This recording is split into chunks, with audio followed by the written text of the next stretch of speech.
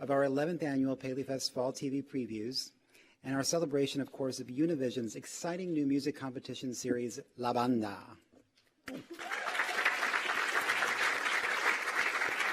La Banda has its World Series premiere this coming Sunday, September 13th at 8 o'clock, so I encourage all of you to tune in. As always, we'd like to offer special thanks to our official media sponsor, Yahoo, for making these live streams possible. And special thanks as well to our good friends at Citi, our official card.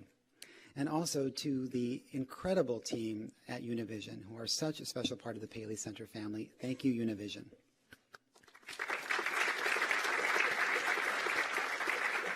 Tonight, we also celebrate the extraordinary career of international superstar, music superstar, and humanitarian Ricky Martin.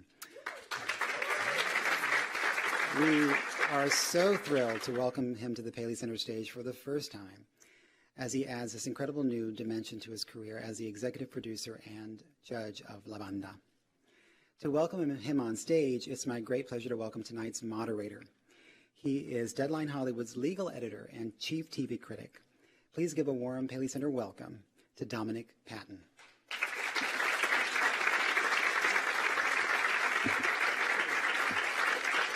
Thank you. I am not going to take up much of your time because none of you are here to see me. But what I would like to say is Renee already did it, but we should give a big welcome to everyone who's watching via streaming on Yahoo. Some of them are watching you, but let's say hello. Now, nowadays, you got one or two hit records, they call you a superstar.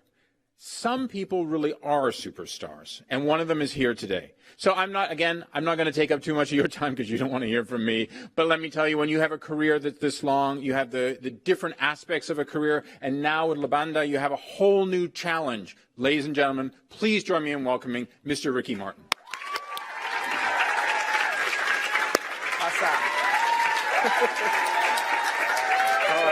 Good to see you again. Good to see you. Hey! What are you doing? All right. No. How are you?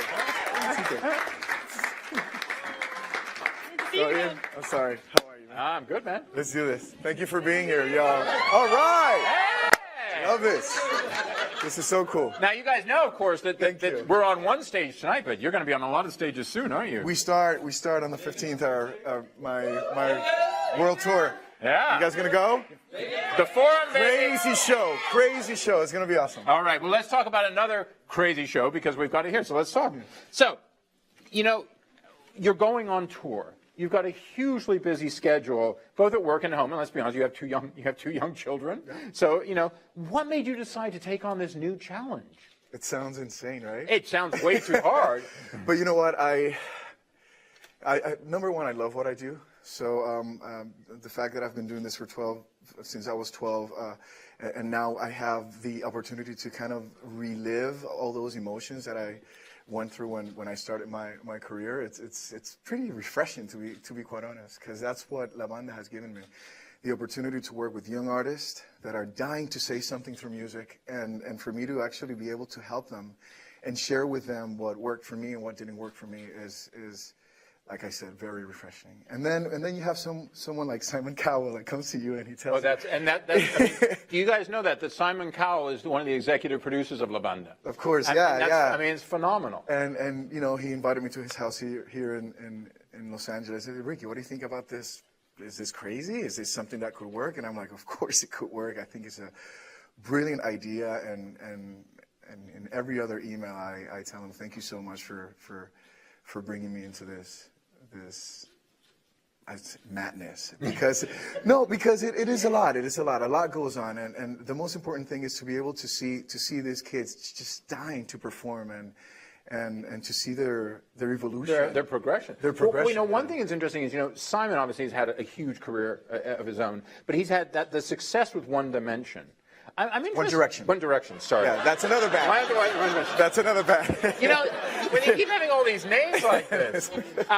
But his success with that, I know, and I used to be a music critic. It's terrible, isn't it?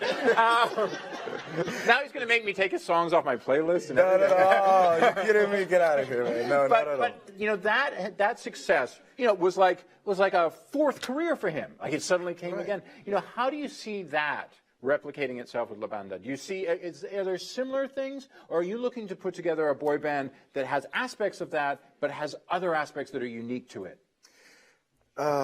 First of all, I must say that it is amazing to be able to work with Simon, and the image that we all know about him is this, you know, the dictatorial kind of guy, and not at all. Actually, he's someone that is very open to advice. He's very open to new ideas, and that's what makes him brilliant. I think that this band is going to be based on every artist, every kid, I must say, because they're all adolescent, to be able to defend their identity. And that will bring a refreshing touch. Usually, at least when I was in a band, I became part of the band. I became part of a concept that was already structured. And they pretty much told us what to say and what not to say. And here, at least as a manager and as a producer of this band, I want them to be themselves. Well, see, that's what's amazing. I want them to be real. That's what's amazing about this. You're a judge, you're an executive producer, and you're going to be the manager of the band that gets put together out of all of this. I mean, those are 3 full-time jobs, my friend. And you have this other career, you know, where you sing that people hear about every now and then. Do sometimes. So I mean, what, you know, how Let's make money while we sleep. Just kidding. No, did I just say that? Shh, stop it. Hey, you know what? Skills to pay the bills, my friend. Skills to pay the bills. No, listen, I am very passionate about this, and like I said, it's you know, nowadays it's so difficult, you know, for new artists to be able to stand on stage, to have a platform, and to reach masses of people. What we're saying here is that there are artists in this production that, number one, have never been on stage before, and the first time they walk on stage, they will be performing in front of maybe 13, 14 million people that are going to be watching every week. So it is, or maybe more. Did I just say 14? Can I just say 25 million people that are going to be watching every week? Let's say the population of Canada. Exactly. I mean, if we just go by the Latin community, we're 67 million people. So let's just go to 30. Let's just say 30. Conservative. No. What I'm trying to say is that it's a very new project. It's a very new concept. What you are going to see has never been seen before in the Hispanic television, and not even Hispanic television, in the Anglo television. Well, and I mean, the use of technology is quite phenomenal. That's where I'm going to. People who are watching this on streaming haven't had the opportunity to see some of the clips. Yeah. But you know, from the very beginning, people are voted on literally in real time before they even get to you guys. Yeah. You know, and that's true. You know, that's a really interesting component. Why did you decide to bring in those stages? Well, you know, it's a boy band, so we invited 700 girls.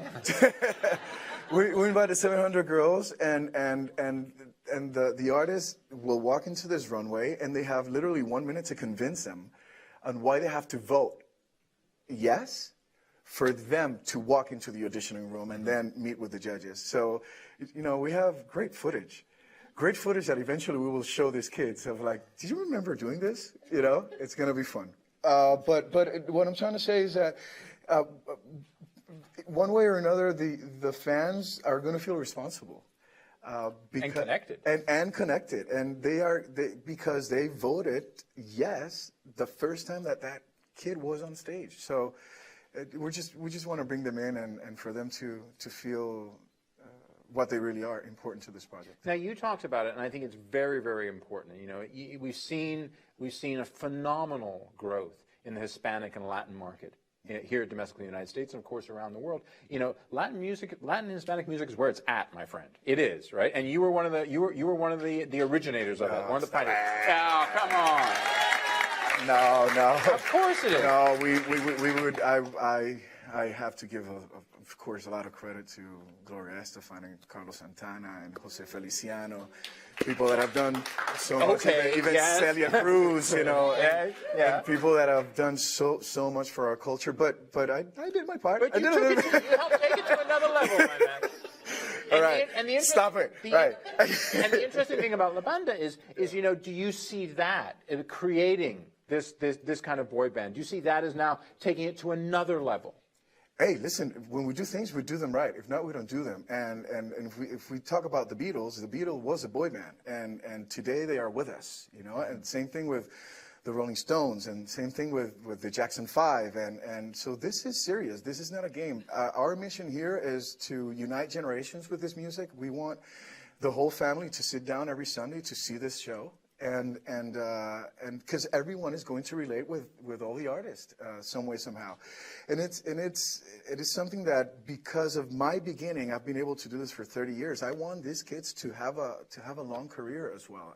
And every decision that we're making right now, as producer or me as a manager, is based on the longevity of this artist. This is serious business for us. Wow.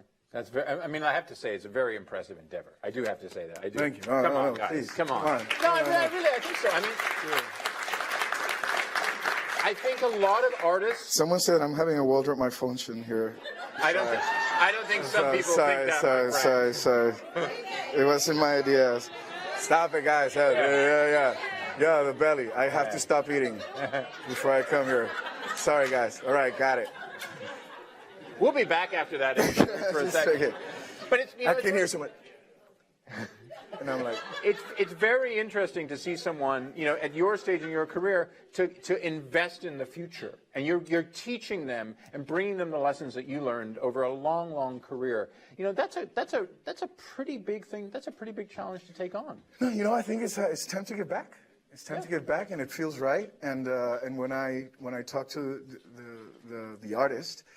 And the show, it feels amazing because they look at you and they listen. It's a generation of artists that are just so hungry for information. Mm-hmm. And they sit in front of their computer and they spend hours in front of their computer. They're really exposed to information, but still they sit with you and they look at you deep in the eye and they listen to the advice. And that makes them winners. You know, when you walk into this business and you think you know it all, that's when you lose. And these kids have that instinctively, so it's very beautiful to see all that thought process and information going into their heads, and then turning that into art. You know, when you see the rehearsals, when you actually see them on stage, is very special. You know, the music industry has changed a lot since when you started out. I wanted to know, what do you think some of those changes are? Well, forget about the changes. Forget about the most important thing. Some things will never change, and that is that people need talent. People need those voices. People need artists that can communicate. Don't pick it up. Those. You know, that should have been playing another song. Just going to tell you that right here, right now. No.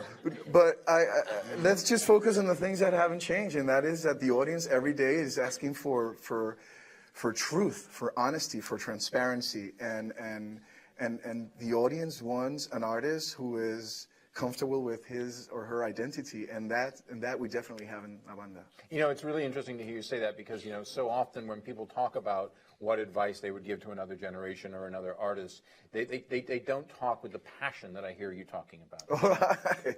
Well, you know, this is. When I embark myself in a mission, I do it with because I really believe in it.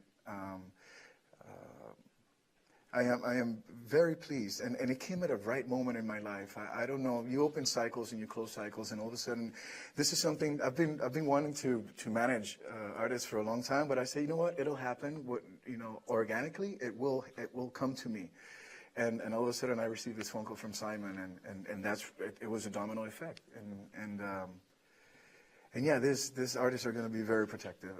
I am going to have an amazing group of people that will work in image, and I have an amazing group of people that will work in the strategy and logistics of the tour and the touring and the buses, etc. I will be more present, available for them when it comes to the emotional process that we all go through as artists. You know, we go through a lot of highs and lows and ups and downs, and when you're young, you need to have that someone that will, you know, bring you back to the ground and help you to keep your feet, you know, where they need to be. And you can also say to them, unlike a lot of other managers, you can say, look, I've been there. I know what that feels like.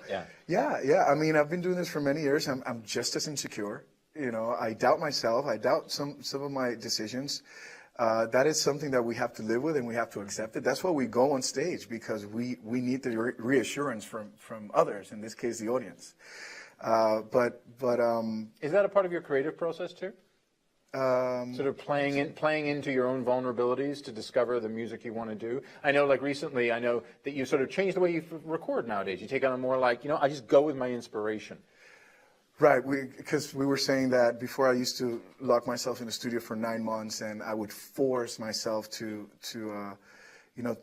find the muse, and sometimes it was very frustrating, very difficult, very anguish is the word. You felt a lot of anguish. And I said, enough is enough. I told my manager and my record company I will never do that again. Now I will walk into the studio whenever I feel like it. And I just released an album, I Can Quiero Escuchar, which is pretty much one of my favorite productions. And it's because of that, because nothing was forced, because everything, the timing of the emotions, what I'm trying to say is that I wasn't dealing with a clock. And I hopefully will work like that with the kids in La Banda. It seemed. I mean, maybe not for the first 2 years. They're going to work like crazy the first 2 years, but I believe that in order for me to definitely create longevity with this band, I think it's incredibly important for them to take time off the limelight, the spotlight, and in order for them to regroup and process all the information that they're receiving, and then go back with more energy. And bond, too, as individuals coming together as a band. Now, I have to ask you this. I know it's almost a tacky question, but I'm dying to know, is having started on the show, started on this new adventure, what was the thing that surprised you the most? What was the thing that you didn't expect was going to come out of it? Well, first of all, we're only starting with this whole process. I was pleasantly surprised with the fact that about 10,000 guys showed up to the auditions in different cities. 10,000, and we didn't know. Right now, we can do not one, we can do 3 bands. Wow. The talent in this group of guys, is something that I'm pleasantly surprised, and I don't know what's going to happen at the end for the finals. And when we have to start really narrowing it down to just five kids. So. I mean, it's the talent, the amount of talent, definitely. Well, people are going to tune in on Sunday night to see some of that talent, see the beginnings of it. But one thing we told people we were going to do is some of the people in the room here, again, as I said, they didn't come here to listen to me talk. Right. We got some questions from you guys that we want to read out. Right. Now. I love you too, baby. I love you too. Now, is there a Daniel Lamb in the room? All right, my man. Come here. I went to the bathroom. Daniel. Daniel had this question, and I think it's very interesting. Compare your live theater experiences, you were in Les Mis and Evita, to your concerts. How are they different, and what's your preference? Oh, it's very different. Very different. I wish I had started doing theater before actually performing as a soloist or in a band, because the discipline that I get every time I do theater, it makes me a better entertainer, a better performer. It is amazing. I don't know if you guys know, but sometimes if you're doing theater, at least on Broadway, and you have a scene where you have to drink the glass and you put it here when it is supposed to be here, next morning you get a call time for rehearsal. So you have to do it. No, but why? Okay, I promise. I will put it here this time. Rehearsals tomorrow at 9. So what I'm trying to say by this, it is military. It is beautiful. The audience that you perform in front of on Broadway every night is a very difficult audience. They loved you, man. They loved you. They did. Well, and and it was, again, like with La Banda, it was, you took on a challenge. Mm-hmm. You could have stayed in a comfort zone. There was nothing making you do it, and you took on a challenge. I think that's something as an artist that you do that impresses people consistently. Oh, thank you. I like risk. I like taking risks, and I look for any excuse to be in front of an audience and to be on stage, and for me it was an honor to be part of the Broadway community, and I will do it 1,000 more times without a doubt. So to answer your question, I would say it is very different. It doesn't matter if I perform in front of 25,000 people or if I perform in a cabaret, which I've done, and it's amazing. the audience that come to my show, they're expecting a level of energy, and they really love embarking in memory lane and listening to those hardcore, cutting vein ballads that I used to sing in the beginning of my career. And but first and foremost, the most important thing is I want people to leave the concert happy. You know, that's my mission. I tell them, I dare you to allow yourself to be free for this next 2 hours. Just, who cares if you don't know how to sing and you don't know how to dance? Allow yourself to dare to do that, to do it. Forget about the judgmental thought of whoever is standing next to you. Show him or her that it is important to be free. And people take it very seriously, and I like that. And they dance very seriously. No, I like that. It doesn't like matter with rhythm or without rhythm. They go, and that's all right. That's what I want, you know. So if you go to my concert, just wear sneakers and jeans, and because you're gonna dance. now what you said actually kind of leads to this. This is from Robert Grayson, which is a very great name, by the way. Robert Grayson, very like hey Robert, how you doing? Movie name, great name. So Robert had this question: is there any particular philosophy or credo that you have in terms of which projects you choose to be involved in? I mean, I would say just from knowing you, a lot of it's just about the passion. It's a gut feeling. Yeah. It's something that just feels right, and then you do a little bit of research, and then you get even more excited when you're doing your research, and you ask people in the industry, what do I think, and then you come to your own conclusions. But if I embark myself on a specific project, it's because I believe in it 100%, and I am in love with the project and everyone around the project and everyone that I'm going to be working with. For me, that's extremely important. I feel like we've rehearsed these questions and we haven't, because the next one makes total sense. This is from Sandy Sabalos. I can't read it. Hey, Sandy, how are you? If you can't see Sandy on the live stream, she's there. She's awesome. Ricky, and I love your question, by the way, because it's just asking it. Ricky, do you ever miss being part of a group?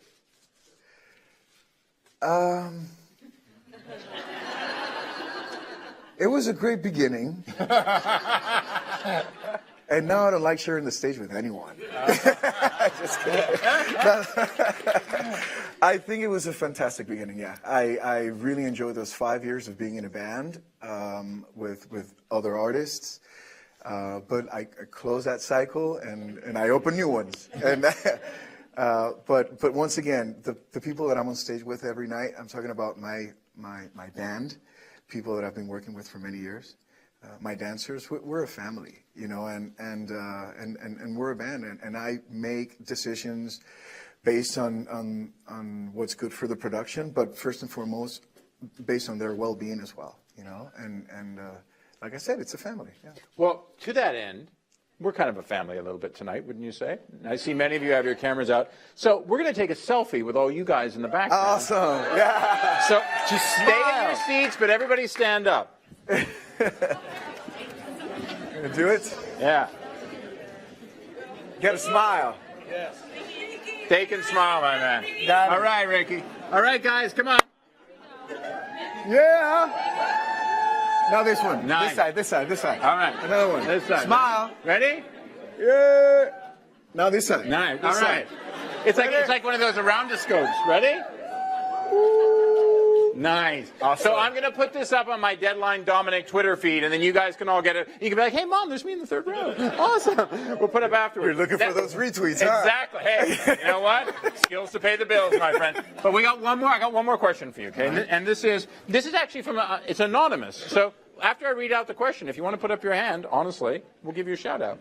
But I actually find you've talked about this a little bit, but I want to come back to it again. And I think this is a good way to close tonight. What are you looking for in the contestants of La Banda? What am I looking for?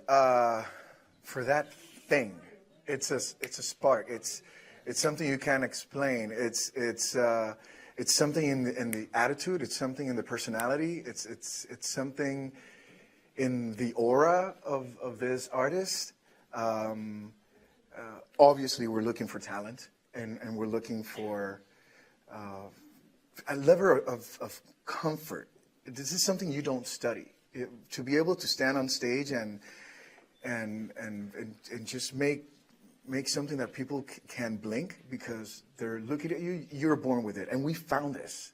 We found this on these auditions. We found kids that have this angel that people they just have to look at them. They have the star quality. Is that how you call it? Yeah. It's this thing that you don't study, but you're born with, and then on top of that, we found this star quality with talent, with voice, with charisma, with the je ne sais quoi thing, you know, and we're very, very pleased.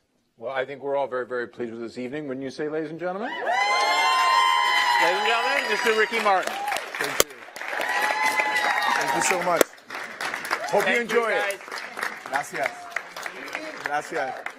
Gracias. Hope you enjoy it.